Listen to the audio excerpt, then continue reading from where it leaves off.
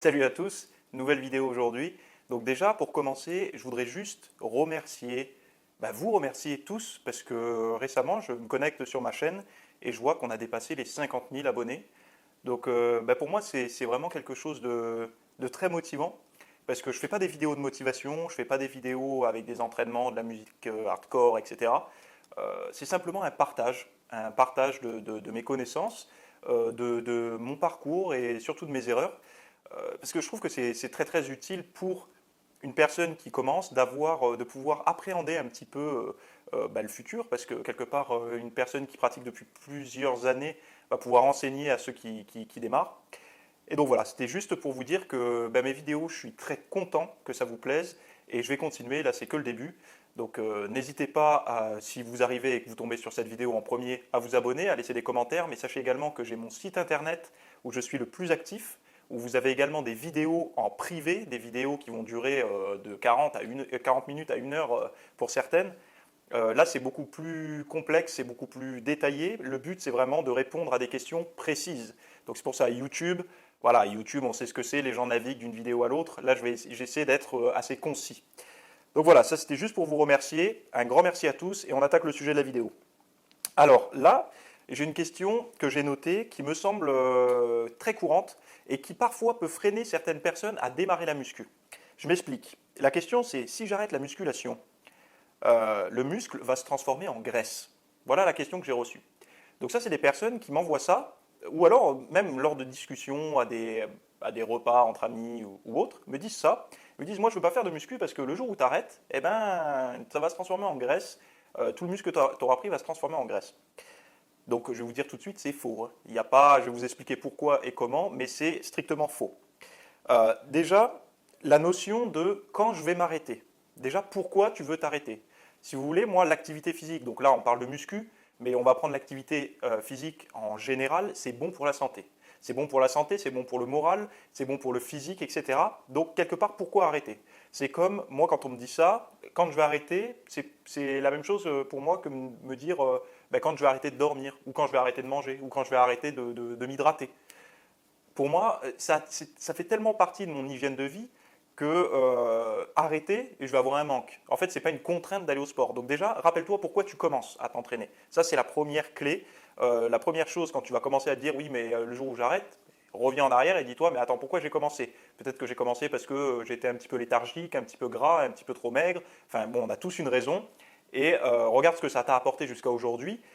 Moi, je pense que c'est quelque chose que tu peux maintenir sur le long terme. Une activité physique, il faut savoir une chose, c'est qu'elle est remplaçable. C'est-à-dire que si demain, tu ne veux plus faire de musculation, tu vas te mettre, je ne sais pas, au rugby, au foot ou autre. Le but, c'est de continuer à être actif. Le mouvement. Pour faire une phrase toute faite, bouger un petit peu, c'est la vie. Pour rester en vie, il faut rester en mouvement. Voilà. C'est pour ça que les gens, quand ils partent à la retraite, ils se dégradent très vite. Bref. Alors, pour faire après plus détaillé, on va dire. Au niveau du muscle, qu'est-ce qui va se passer quand on va arrêter de s'entraîner? Je vais vous expliquer comment ça se passe. À partir du moment où vous n'allez plus créer de contraintes au niveau de votre corps, au niveau de vos muscles, forcément, la masse musculaire acquise grâce à cette contrainte va se sentir inutile et donc du coup, elle va fondre. C'est-à-dire que demain, vous n'allez plus soulever des poids, vos biceps n'auront plus besoin d'être volumineux et forts. Donc le muscle, il va rétrécir. Il faut savoir qu'un muscle, ça pompe de l'énergie. Si ce muscle est présent mais ne sert strictement à rien, il va dégonfler parce que c'est une source, enfin c'est quelque chose qui va pomper beaucoup d'énergie et qui ne peut pas être utilisé ailleurs. Donc forcément, le corps, qu'est-ce qu'il va faire? Il va réduire ses dépenses énergétiques qui lui servent à rien. Donc déjà, voilà ce qui va se passer. Le muscle va fondre. Mais qu'est-ce qui fait que les gens, quand ils arrêtent le sport, ils prennent du poids?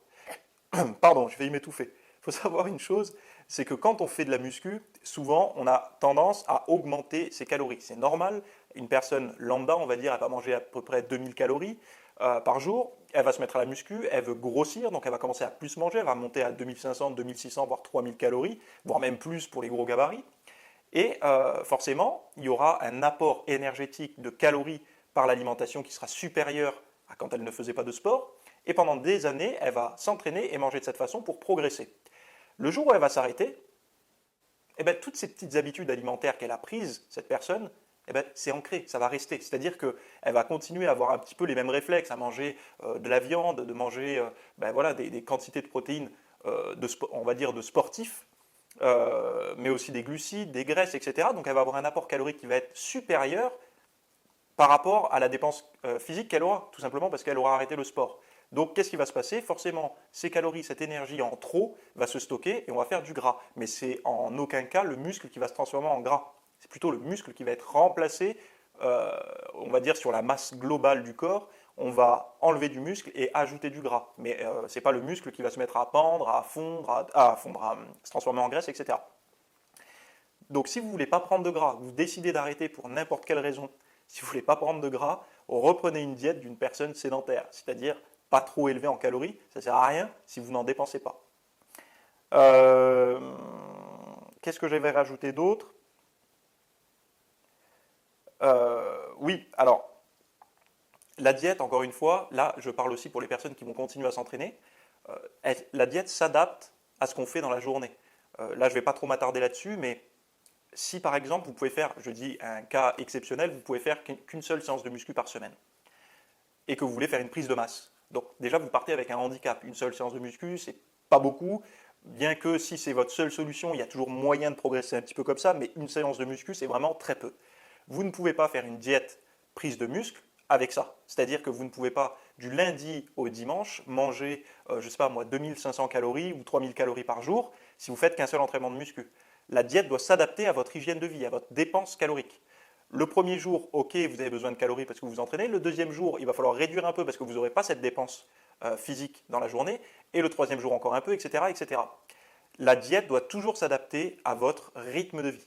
Ça, c'est le problème que je rencontre avec beaucoup de personnes, que ce soit dans la zone membre ou en phone coaching ou autre, c'est que ces personnes-là, elles ont tendance à me dire, je fais une diète de prise de masse, je prends beaucoup de graisse, et quand je leur pose la question, mais tu vas combien de fois à la salle de sport? Ils me disent 3 fois. Je dis, ok, donc ça veut dire que sur 7 jours, tu fais 7 jours où tu vas être à 2005 ou 3000 calories, et tu vas réellement avoir que 3 jours où tu vas t'entraîner. Tu ne trouves pas qu'il y a un problème? Ils me disent, bah, je ne sais pas, moi je suis cette diète parce qu'on m'a envoyé ça. Et ouais, mais en fait, il faut pouvoir gérer, il faut pouvoir doser au quotidien. Le corps, à un moment donné, il faut savoir une chose, c'est que il a besoin de matériaux pour se reconstruire, mais il ne faut pas non plus se dire je vais le gaver et ça va aller plus vite. Sinon, ce serait super simple. Il suffirait de pousser à la muscu régulièrement et de manger beaucoup, voire beaucoup, et pour accélérer la prise de muscle. Mais ça ne se passe pas comme ça. Le corps, il ne sait pas faire. En fait, si vous voulez, il y a toujours une fenêtre, si vous voulez, où il n'y a pas assez de calories, il y a trop de calories et il y a le juste milieu. Quand on est dans cette fenêtre, il faut rester dans cette fenêtre du juste milieu et être patient. Ça vient au fur et à mesure. Voilà. Donc pour la vidéo, je pense que j'ai fait le tour. N'oubliez pas que vous pouvez vous inscrire à ma newsletter pour recevoir chaque semaine des conseils sur l'entraînement, la nutrition, la récupération, enfin tout ce qui englobe notre pratique et notre passion. Tous les liens sont dans la description, comme ça vous facilite la vie. Moi je vous dis à plus pour la prochaine vidéo. Bye!